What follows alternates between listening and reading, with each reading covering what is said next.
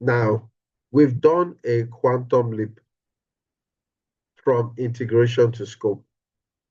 The reason is because I want to take integration last, and I want us to see all the different aspects of the project that are going to be integrated together before we talk about integration.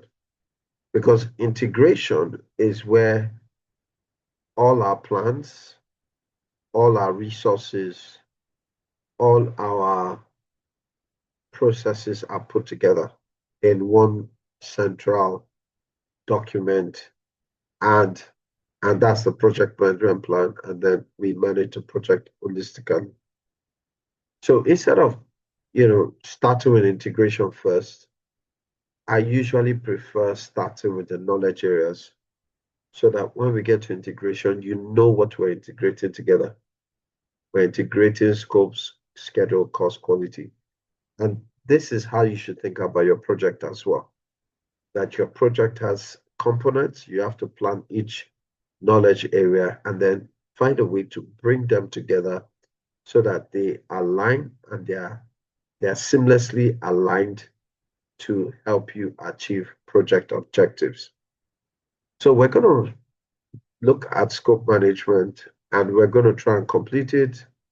Not sure today, probably Monday, then go to schedule management next, cost, quality, all the knowledge areas, then come back to integration. So let's talk about scope management and why we need to manage the scope of the project.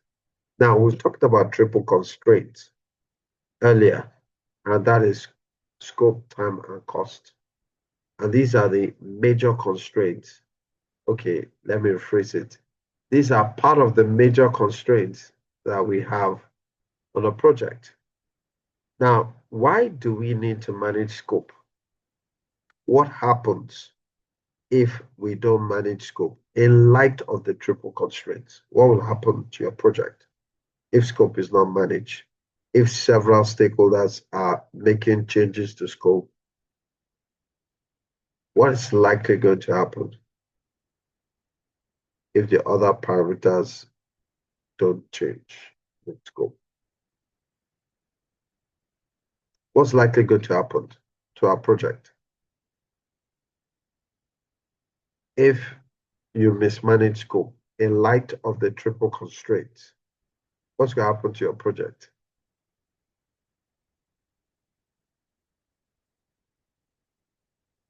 Okay, let me just spill the beans. If you mismanage scope, time and cost, you might not be able to achieve time and cost. In fact, this is one of the reasons why some projects are abandoned, because we cannot, the scope has changed so much. There's no longer enough budget and time to complete a project. And we call this phenomenon scope creep. Yes, it happened to the what's it called? One of the reasons why the Ajaokuta steel rolling mill was not completed was because of scope creep, one of the factors, and change of government. So new president, new leader, new objective, and they kept on adding more components to the project. They couldn't finish it on time. So one of the problems of the Ajaokuta steel rolling mill project was they kept on changing scope until they couldn't finish it within a predefined time, and the government changed, and then it all became a mess. So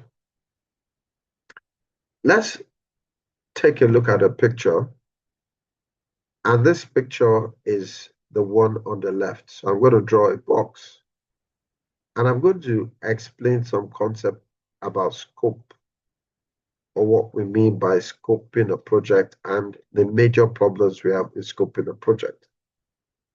So I'm going to ask some people to define what they see in the image on the left. I'm going to ask some people. So I'm going to ask, yes, let me ask Ebu. Ebu, if you can unmute your mic. Ebu, can you Why did I describe? feel like I felt like you're going to call my name? Okay, yeah, in the spirit. So, so what can you see in this image? Can you describe what you see in the image? Hmm. I Yes. think I can see a lady on the side view of a lady's face. I think she's wearing, I don't know, I think there's like a feather thing on her. I, I see she has black hair. Okay. And Okay. then I think she's wearing I don't know what that material is around her neck, maybe four or something. I think she's wearing some type of costume. Yeah, I think that's Okay. how I would present it. Yeah. Okay. How old would you say this lady is? Um, hmm, hmm. Just estimate. Just give us what you think. Maybe in her mid 30s. Okay, mid 30s. Yeah, mid or Okay. late 30s. Yeah, so she doesn't look old. Okay. So is that all you see? A young lady in her mid 30s, and you can see her side view, right? Mm-hmm. She's Okay. wearing a costume. Yeah, she's wearing a costume with a feather on top. Feather on top. Yeah. Yes, that's what I can see. And something on her neck was part of the costume, I guess. Maybe she's going for an event, I Yeah, think. definitely. She looks like she's going She's for, all dressed up. yeah, Yeah. opera, dinner. Mm-hmm. Yeah. Okay. Mm-hmm. All right. Thank you, Abu. That's all you see, right? That's all I see. Okay. All right. Thank you, Abu. So I'm going to ask Loretta. Loretta, can you unmute your mic and tell us what you see? Can Loretta unmute her mic?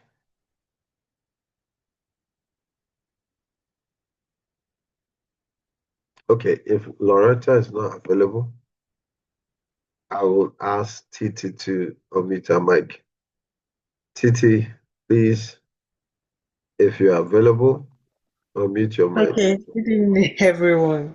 Yeah, So good I can evening. see a lady. Okay. She has like a feather on her head and like a four or like something on her neck. Okay. And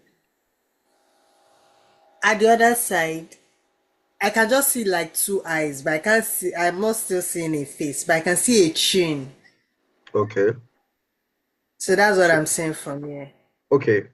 Now, Ebon saw a lady. How many ladies do you see? So there's a chin at the other side, but to me it doesn't look like a lady. But I can see like another person that has like two eyes, then a chin. But I'm not Okay. sure if it's a face, but I can see like two eyes and a chin, and maybe like a nursery, like the line of the nursery parts, just one part. So that's what I'm just saying from here. All right. All right. Thank you. Thank you, Titi. Thank you. So I want to throw this open now to ask who can see two women in this image? Two women in this image. How many of us see two women or the second woman? Yeah, Keno? Yeah. So there are two ladies. Okay, The first lady is young. okay, Second lady is elderly. The first lady is obviously looking away, and the second lady, which is the old lady, happens to be looking downwards, and then the face of the young lady happens to be the nose of the old lady. Okay. Okay. Yes. All right. Thank you. Thank you, Kenu. Thank you. So how many people see the second lady that Kenu described? How many people see the second lady? There are actually two ladies, right? That second lady, she's not pretty at all. In fact, she might be a bit scary. But let me show you, and I'll get to the point where I'm going to. So for the second lady, which is an older woman, this is our left eye. Let me show you all the features of her face. This is our left eye, and this is our right eye. Then in between our left eye and right eye is a crooked nose. Crooked nose, and this is where she breathes. This is where her nostrils are. So this is where sorry, I used the wrong tool. So this is where she draws in oxygen and breathes out carbon dioxide. This is our nostril. So like Kenu said, the face of the young lady, most of it is the big nose of the old lady, right?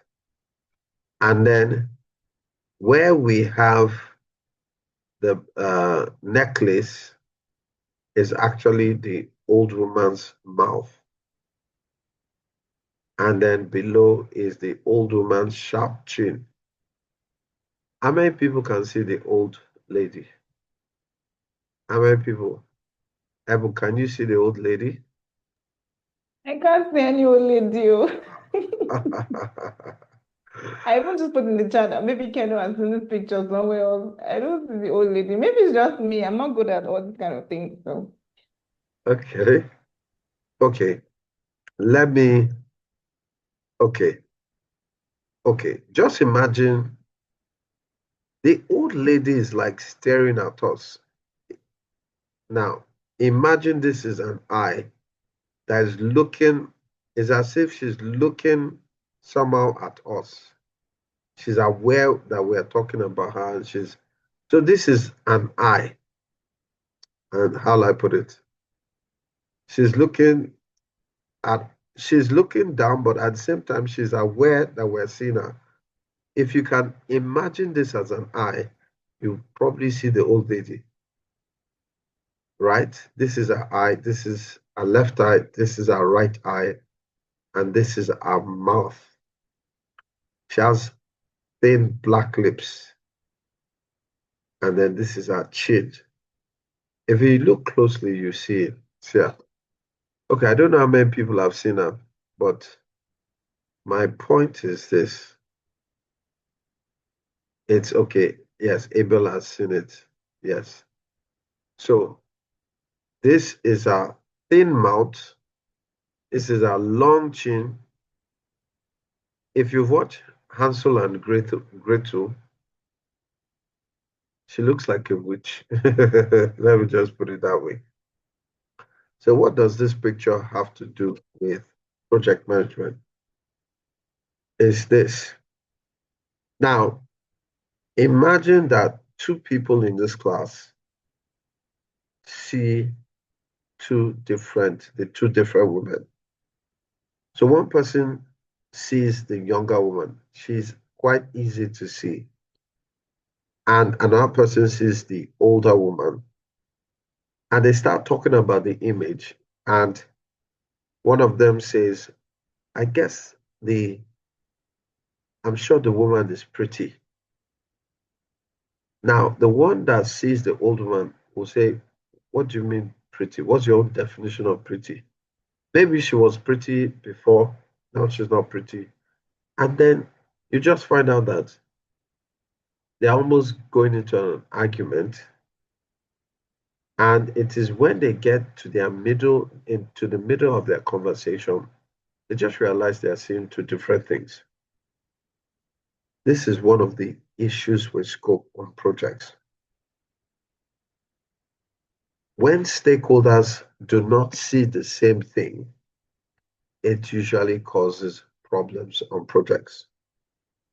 Now, in architecture, where architecture started from, you will see the elevation plan, the side view, and then you have to imagine how the house will look like in 3D.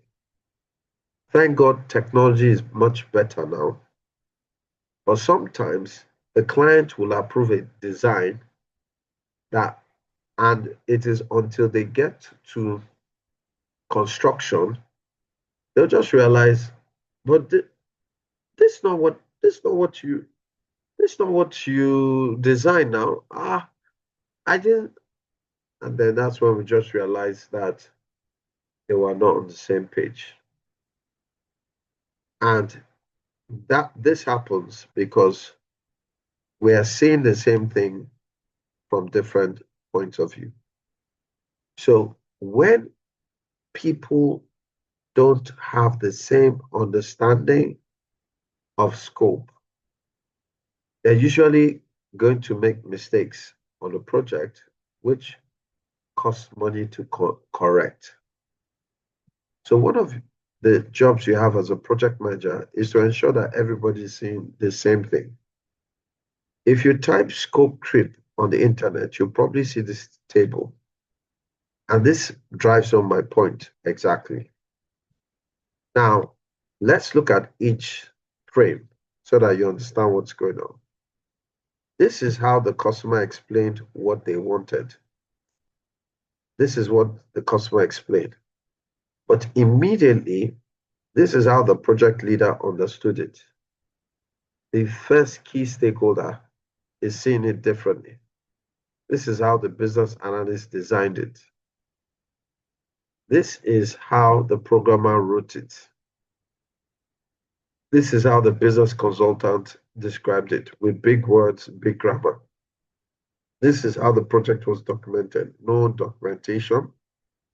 This is the operations that were installed. This is how now this one is so hilarious. Look at how the customer was billed, a lot of money. This is how the project was supported, and this is what the customer really needed. Now, what this really means is that stakeholders have different viewpoints. If we are talking about something, it's possible that someone is thinking of something else and not exactly what we are talking about. But when we now start executing, say, no, I didn't know this what you were talking about. All that costs money to correct. Not properly defining the scope of a project can cause you to spend more money and take more time.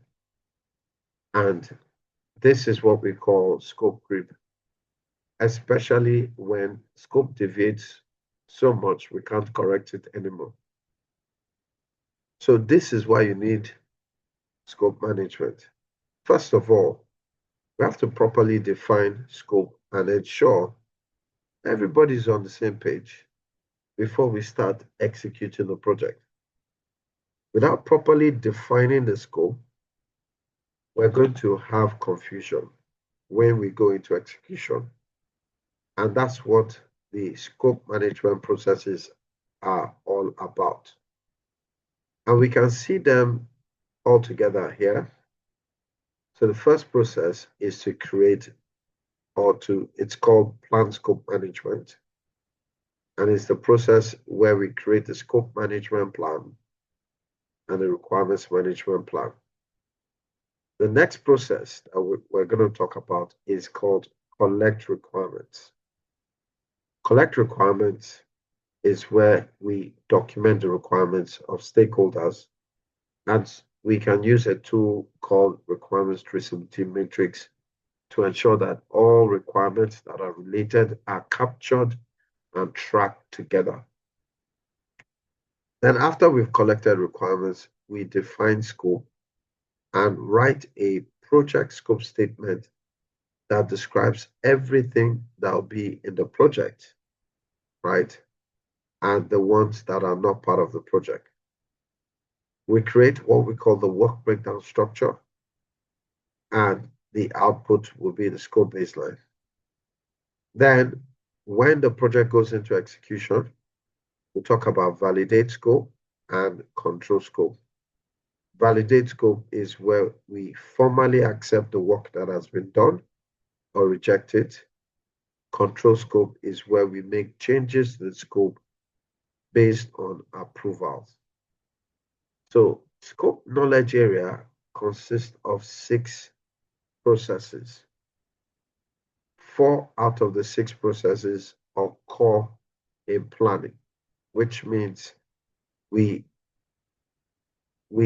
do scope planning, and then after we've created what we call the scope baseline, we execute the project, and then we're monitoring and controlling changes to the scope of project.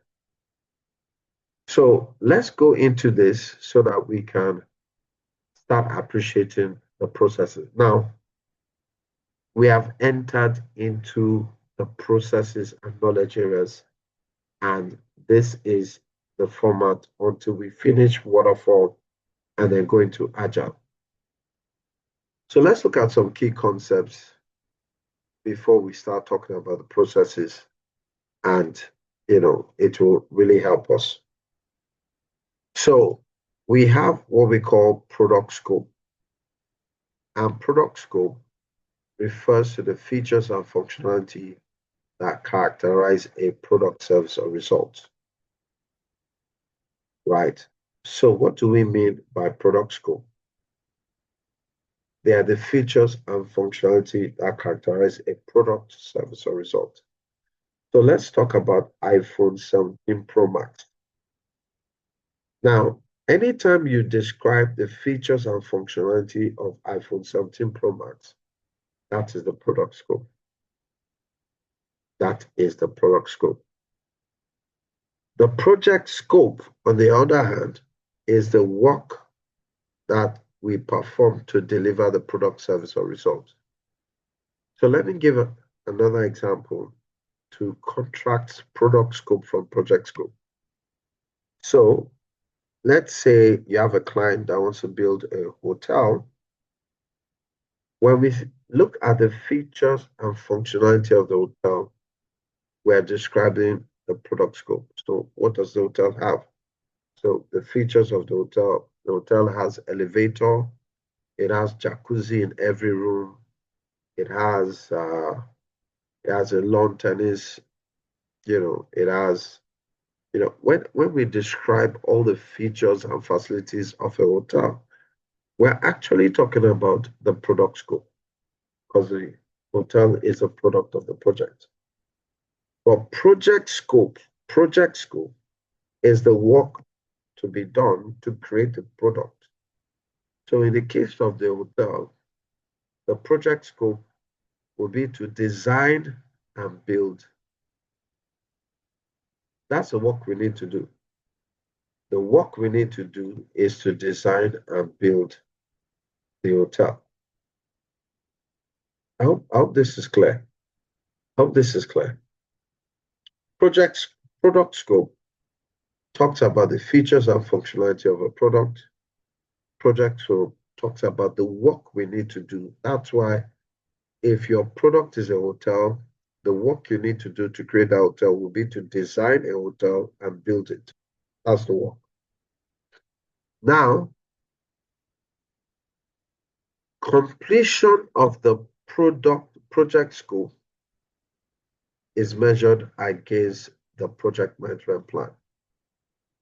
Why is this so? It is so because the project management plan is where you plan the work you're going to do. So in the project management plan, when we go into scheduling, we're going to schedule the work. When we go into cost, we're going to budget the work. So you can see why the project management plan becomes the basis by which you measure performance of the project scope, the work of the project. So your project management plan is actually a plan for the work you are going to be doing on the project to create the product. While completion of the product scope is measured against the product requirements. Now, the basis of the product scope is what customers have asked for, your product requirements. And you also have to capture product requirements. Just think about it, right? You want to build your house. There are certain things you want in a house. For example, if you're buying modern freezers, you probably want it to flush in the wall. You probably want it to flush into the wall, right? That's a requirement. Or let's say in the kitchen, you want an air conditioner or you want a heat sink. Now, if the contractor you give your house finishes their house without meeting some requirements, we're just going to say that the product scope it has not been met because the product requirements have been missed. So what we benchmark product scope with are the product requirements, and what we benchmark the project scope is the project management plan, the plan of the work of the project. Scope management can span between predictive and adaptive life cycles. Scope management can span between predictive and adaptive life cycles. So what do we mean by predictive? Now, when you are managing scope in predictive or waterfall, you're going to end up creating what we call the work breakdown structure, WBS. So if I'm managing a project and I've already determined that project is going to be waterfall or predictive in approach, then I'm going to end up creating a work breakdown structure, which is one of the processes here. And if I'm managing a project that has adaptive or agile life cycle, I'm going to scoping the project will involve what we call managing a product backlog. Right. So if you see a question in your exam and they mention product backlog, it means scope management was done through the scope management they're talking about is agile or adaptive, which means that's a hint to tell you that the project is not done using waterfall. But if you see a question that talks about the WBS, you can be sure that that is it followed a waterfall approach, right? And that is how scope is managed for those two approaches. Now, let me go back to our process table so that you see. Now, you can see that create WBS is one of the processes here. And the reason why, it's here is because the approach we're using for this class is that we're going to teach you waterfall first before agile or adaptive. Now, why I use this approach is because waterfall is very structured, many processes, right? And once you get the concept in waterfall, agile is a lot easier to understand, right? So that's why we're going to talk about WBS before product backlog. I'm going to finish everything that has to do with waterfall first within the next couple of weeks before we start talking about agile. Another reason why I'm using this style is because it will become easier for you to differentiate it in your mind. But if I'm teaching you waterfall and agile and you're not familiar with concepts, it starts getting mixed up in your mind. So that's why, because we are focusing on waterfall first, we're definitely going to talk about WBS. But this is not to say that this is, or should I rephrase that? This is to say that it's possible that your project may be adaptive or agile, and it's possible that you're only using a product backlog for your scope management. So just note that. That's why I'm mentioning it. Yes. So the way I'm going to manage scope in waterfall or predictive projects is different from the way I manage scope in adaptive or agile approaches. Okay. So let's talk about the first process in the scope knowledge area, which is plan scope management. Plan scope management.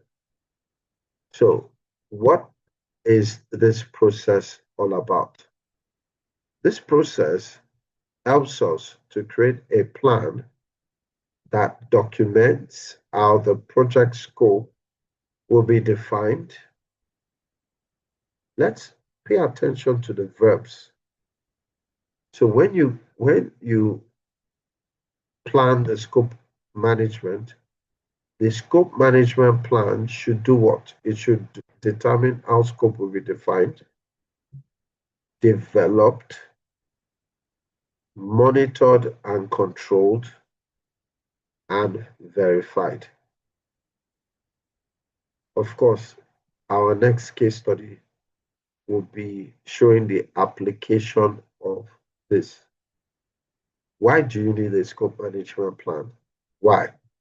So it's because we want to know how we're going to define the scope, develop the work breakdown structure, monitor and control the scope of the project.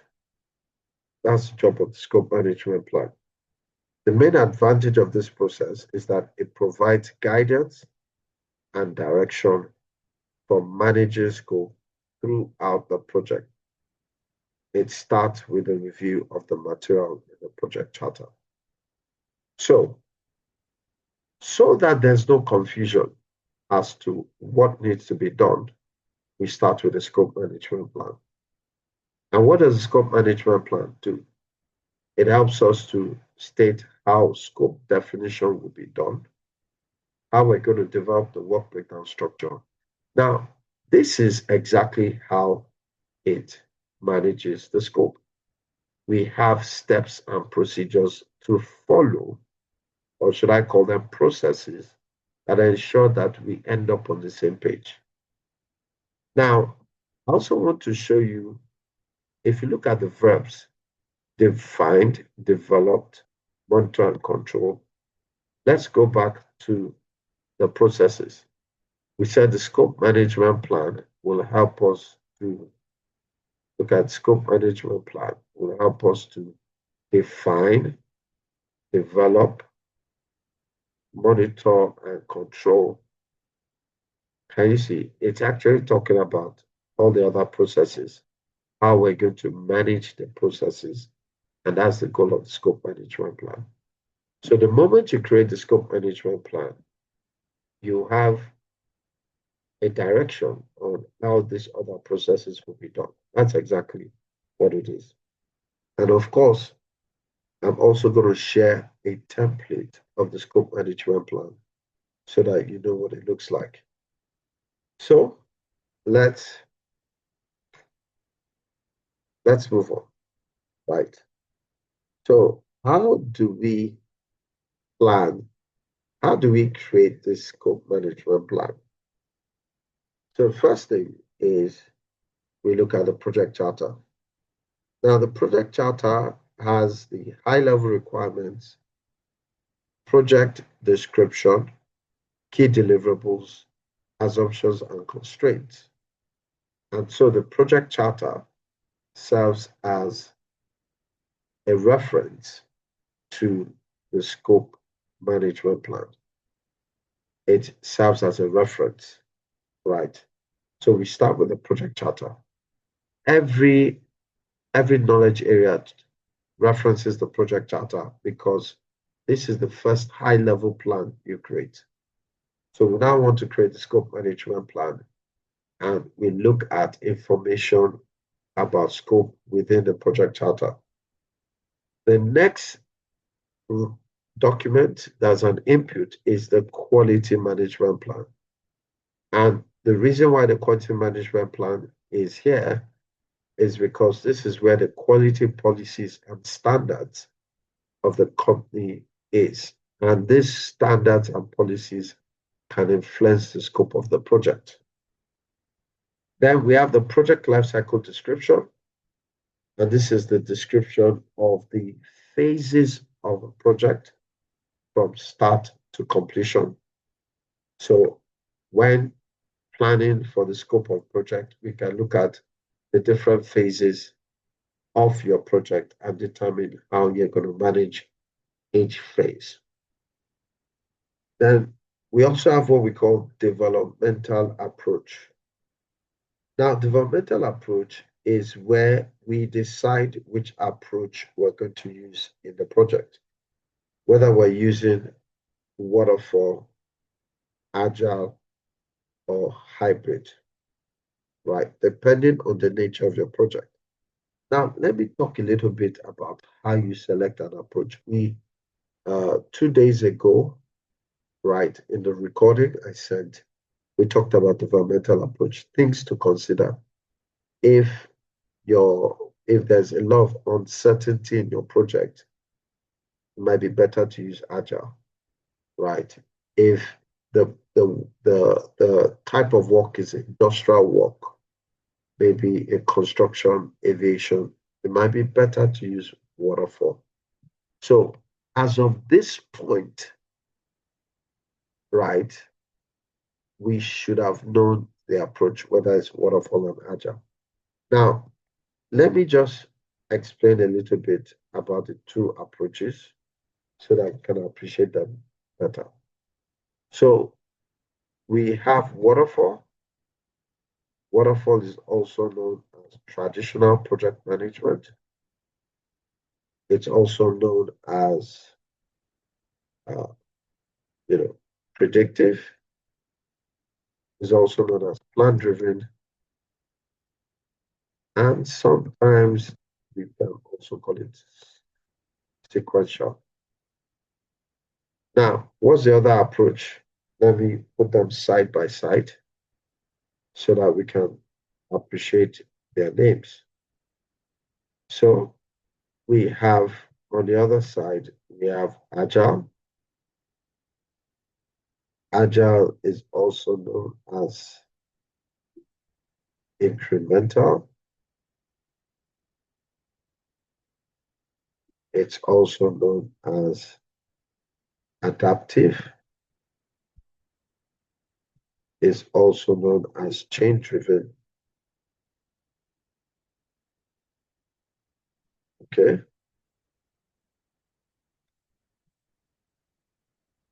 And it's also known as iterative. Now, to really appreciate the two approaches, I'm going to talk about the origin. Waterfall came out of the construction industry. Sure, we know that. I've said that more than once. And agile came out of the software industry. Now, that means that typically the industry you belong in typically dictates the type of approach you should use for your project. Sometimes it's like that, where it's a no-brainer. You're working in oil and gas, right? Because of the compliance and regulations, you might want to use waterfall without thinking about it. But if you're in the software industry and your organization is familiar with agile, you probably want to use agile. So One of the ways to know which approach is largely dependent on your industry. That's one of the ways. Another way is level of uncertainty. If your project has a lot of uncertainties, a lot of unknowns, you're talking to the client really doesn't know what they want in a way, you can use Agile because of the level of uncertainty. And if you're dealing with a complex project, very complex project, right, you might want to use waterfall so that you can document all the steps. So you can see, I can't tell you on the surface which approach you should use. You need to learn the two approaches, and then you will now decide. Of course, you and probably people in your PMO, project management office, can now say, oh, this is the approach we're going to use, and this is why we're using this approach. Now, I'm still talking about developmental approach because I want us to get it. And let me show you two triangles.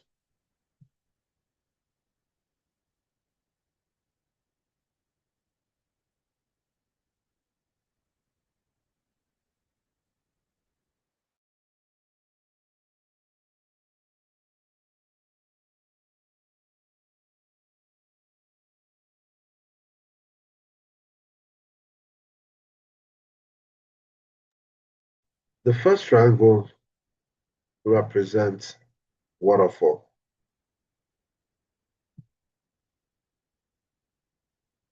The second triangle represents agile. Now, the tops are fixed. So in waterfall, scope is fixed. In agile, time and cost are fixed. In waterfall, time and cost depend on scope.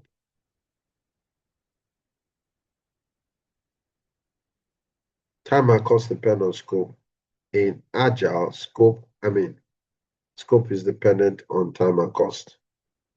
So once you understand these two triangles, it becomes easier to understand how they're applied. So the major thing about waterfall is that scope is known early and is fixed to an extent. So in waterfall, we want to capture all the requirements before we schedule and budget the project and execute the project. So in scope, you need to know everything about the project before you start. In agile, we fix the time because agile is sensitive to time. Agile wants to do things quick. So we fix a particular time frame, maybe 2 weeks, 4 weeks, and we ask our team members, and why am I going to cost? Because to get team members, you are going to pay them money. So based on the available amount you can pay your team per time, the capacity of your team will now determine, based on the time you fix, 2 weeks, 4 weeks, they'll now determine the amount of work they can do. So let me give an example. If let's say a company wants to build their website, corporate global website using waterfall, what does it mean? It means that you're going to be gathering requirements from all key stakeholders about all the pages of the website. So we want to know, what do you want on the homepage? What do you want on the About Us page? What do you want about all the pages? And they'll be having meetings weekly, daily, you understand, until all the requirements of the project are captured before they can proceed. That is waterfall. Everything has to be known upfront. It's predictive. We need to know everything before we start. Now, why is this approach used in construction? because construction is capital intensive, you can't know what you're going to build partially and say you figure it out as you go and build it. You have to know, that's why we do design phase. You have to gather requirements and design the building before you try and execute it. That's waterfall. Everything has to be known upfront. But in Agile, because we are more sensitive to time, we fix a particular time and ask our team, what can you do within this time that we fixed? And the team will now determine the scope of work they can accommodate within the time specified. So in the website project, right? In the website project, using waterfall means that we're going to gather requirements from all stakeholders in the company, right? And we document that first. That's waterfall. In Agile, the team maybe has decided to work in shifts of two weeks per cycle. That's the time box. And then we ask our team, what can you do in 2 weeks? And the team says we can build the homepage in 2 weeks. And they go ahead and they build the homepage. Then when they finish, we'll ask them again, what else can you do in another 2 weeks? Oh, we can do the About Us page. Or no, we can do the Contact Us page where people will send you mails on the site, send you forms, fill out forms on the site. And that's what they're going to do in the next 2 weeks. Then when they finish, we'll ask them, what can you do in the next 2 weeks? Now,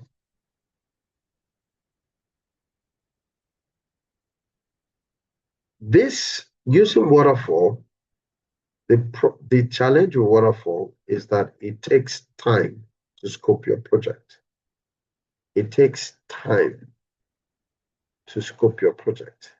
It can take maybe 3 to 4 weeks just to gather all the requirements. Unlike Agile, we are not taking too much time. The team will determine what they can do within the time frame, the fixed time, and then execute it. So what's going to be the difference? Now, to get all the requirement at once might take us 4 weeks. But in the first 4 weeks of an Agile project, you've already started seeing the website being built because we don't have to scope out the work completely before we start it. That's the basic difference between waterfall and Agile as regards scope. So in waterfall, all the requirements must be gathered before we start the project. All the requirements. In Agile, what is most important is the fixed time frame of work. And then we now ask our team, what can you do within this fixed time frame? And they go ahead and start working on it.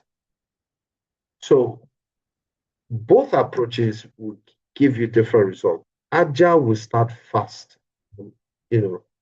Agile, you're going to start a project faster than waterfall and modify the scope of the project as you go on. In waterfall, we're going to spend as much time as possible with stakeholders to gather their requirements or scope before we execute a project. So let me ask 1 or 2 questions, right, in line with what we've discussed. Okay, let me just leave it. So you want to work on a project. You want to work on a project where, okay. So you want to work on a project and the project has, as you speak with the sponsor, you realize that the sponsor is not clear about some part of their project. Which approach should you use if that is the situation of your project? The client or the sponsor is not so clear. There's uncertainty about what they want. They're not so clear. Which approach would you use? Which approach would you use? When the Agile. client, yes, when you're dealing with uncertainty, agile is better. And what that means, let me just tell you what that means. What that means is that if you have uncertainty, you're going to focus on the areas that the client is clear about and start working on those areas first. Right. Now, let's say that you complete that project for the client. Yes, thank you. I'm seeing your answers, Patrick and Chijoke. I'm seeing your answers. So we will use Agile for that project because we have uncertainty, and then we start with those areas that are set.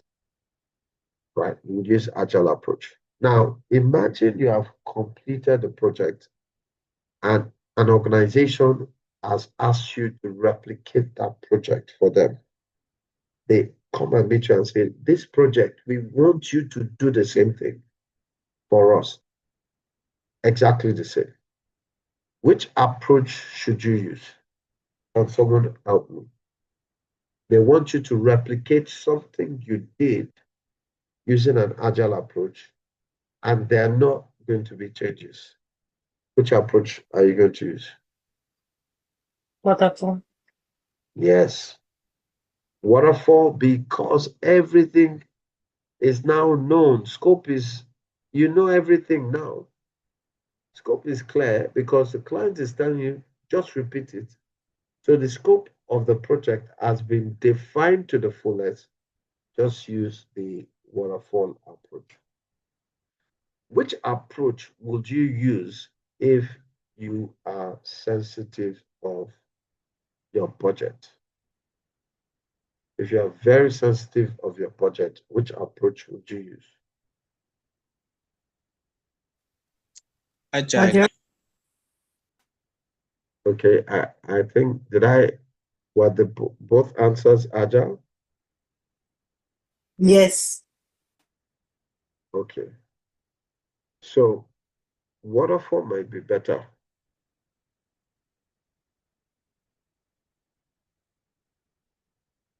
But so let me put it this way. Waterfall is better if you know what you want, the scope of project is clear, and you want to manage your budget.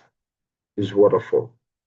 But if you don't know what you want, scope is not fully clear, the agile approach can also help you to manage your budget if the scope of project is not, which means your budget focuses only on what is known.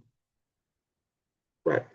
But if I know everything and I'm very sensitive about cost, I'm going to use the waterfall approach because the moment I know scope, I can translate it to time and translate it to what it will cost me. And then that's why waterfall is used in construction. Waterfall is used in construction because we don't want too many changes.